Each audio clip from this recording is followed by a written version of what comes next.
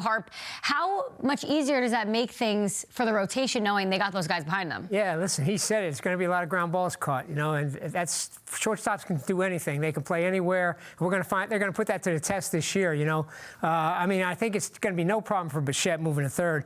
His weakness was his range, according to all the analytics. So I think in that sense, maybe it is a good thing to him moving to third. And then as far as Polanco, that's a little different. You got the footwork at first base and all that stuff. But again, I think he'll make that transition. And I like the idea that Beatty could end up playing some first base as well. He proved he's very athletic last year, played second base in addition to third. So I think that that infield is shaping up. And they got a lot of guys that throw ground balls, so it's a good look. Yeah, run prevention, right? Run prevention. I mean, that's what David Stearns talked about it during the course of the offseason. And you could honestly make the argument right now that really only one of them can still play shortstop, and that being the guy that's playing shortstop, and that being Francisco Lindor, right? So you look at Bichette, and he was moved to second base, moved to third base, because as Hart mentioned about, he can't go out there and play shortstop on a consistent basis due to that lack of range. And then you look at Marcus Semien, who obviously is a Gold Glove defensive second baseman, and you've seen his offense drop off a little bit. So if you're Freddie Peralta, I think he's excited about the opportunity. Come from Milwaukee, obviously here in New York, and there's a vast amount of experience, and hopefully for the Mets, obviously, it all works out defensively in that infield. Yeah, last season the Mets had a lot of issues with the infield, not making routine plays. So hopefully having all those shortstops out there makes things a little bit easier. They also have a new pitching coach, Justin Willard. Harp, how much will that help the rotation, if at all? If you think? Yeah, it's going to be really interesting to see, Niki, because listen, everybody loved Hefner. All I heard great things about Hefner, how he could speak the analytic language and bring it to the pitchers and speak their language. As my microphone falls off. Come on, Harp. and so this guy has a history with the Red Sox of being on the pitching production side in terms of he watches a lot of film, breaks down pitches, helping the pitch shaping, which the Mets are big on, pitch shaping and all that. So I think but the other part of it, anytime he's talked about what he would do as a pitching coach, he emphasizes strike throwing, which most pitchers coaches do. But the Mets have had, that's one issue they've had, is a lot of walks in the last few years. So maybe he does make a difference in that sense. But it's going to be really interesting to find out if he can make a difference, whether he can help guys like Senga and Minaya and Peterson get back on track. Yeah, I mean, Senga's the interesting one, because you look at the end of the season last year, it was Carlos Mendoza who basically said he was non-competitive in the strike zone, right? So if you listen to Willard, what he had to say when he was a 33-year-old taking over or having the massive influence that he did with the Boston Red Sox was this, is basically we want to go out there and he's going to analyze a lot of video, look at the analytics, look at everything that goes along with it, make sure your mechanics are on point. We want to make sure pitchers are throwing their nasty stuff, as Harp hit upon,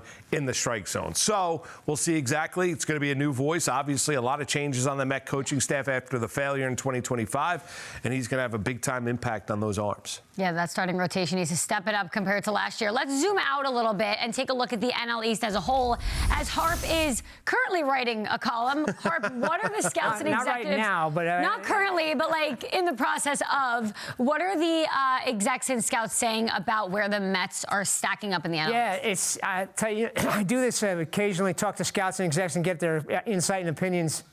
I've never had one where there's been this much of a difference in opinion about one subject in terms of what the Mets have done this offseason, because some guys really like it and some don't. Some think it could be really good, some it could be really bad. It depends on especially what you think of the pitching and whether these guys are going to bounce back and whether this offense is enough. There's some opinions people feel like once you get past their first three in that Mets lineup, it could be a real weak kind of a weak offense. So what Stearns did was he saved the offseason in the last few weeks with the moves he made. But are they better than last year? Is that offense going to be better? They got guys that have big numbers in the clutch, so they should be more consistent. Will they miss Alonso's power? There's so many variables in terms of going into this year. And there's also the fact that the Phillies, most people feel like the Phillies and Braves are going to be right there, and it's going to be a three-team race. It's just how much you think the Mets can bounce back from last year. Yeah, I think there are a couple of things that you like about what Stearns did as of late, right? Number one is in terms of the addition of Freddie Peralta, because they needed a big-time arm. The adjustments that he made toward the back end of the bullpen. Now,